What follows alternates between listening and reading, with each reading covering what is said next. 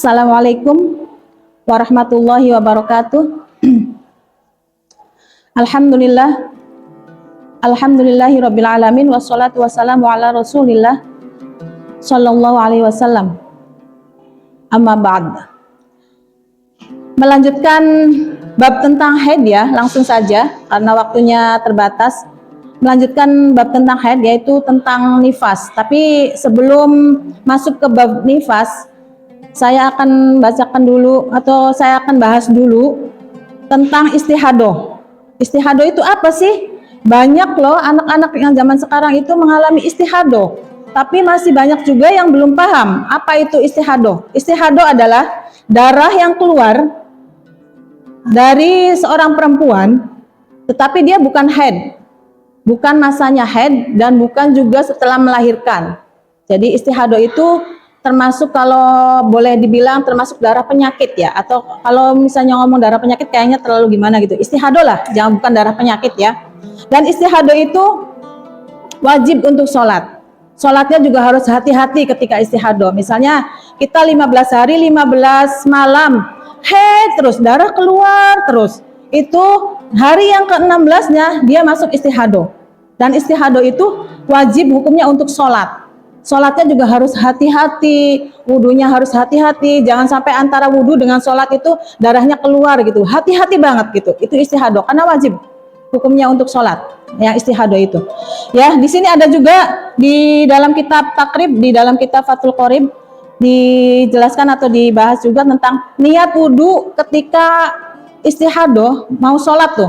Wudunya begini, Bismillahirrahmanirrahim, nawaitul fardul wudu'a mistibahati sholati lillahi ta'ala. Itu niat wudunya ya. Jadi artinya aku niat wajibnya wudu untuk diperbolehkannya sholat karena Allah Ta'ala. Itu niat wudu ketika mau sholat saat istihadoh. Itu ya. Kenapa saya bahas ini, karena penting. Baru umur berapa ya, kelas 5 SD saja zaman sekarang itu udah ada yang mengalami istihadoh. Makanya itu penting banget. Mungkin anak-anakku semua yang di MTS Negeri 1 Indramayu juga pernah ya, ada yang pernah ya mengalami istihadoh.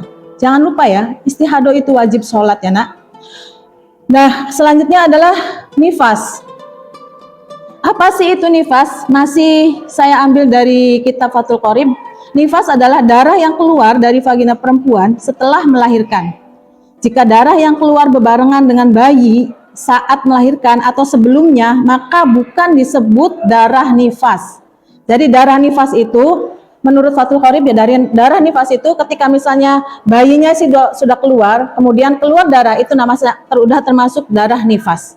Ya, kalau misalnya sebelum bayi itu keluar ataupun sesudah ataupun saat bayi keluar, itu bukan termasuk darah nifas, tapi darah apa gitu, nggak tahu darah apa ya, darah penyakit atau apa gitu. Jadi darah nifas itu adalah darah yang keluar setelah bayi keluar dari rahim seorang perempuan.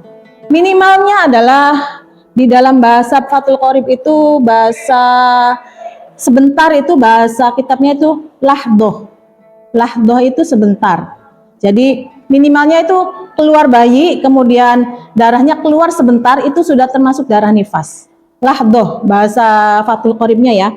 Tetapi bahasa Indonesia itu adalah sebentar. Jadi masa minimalnya itu lahdoh atau sebentar, dan masa maksimalnya itu 40 hari.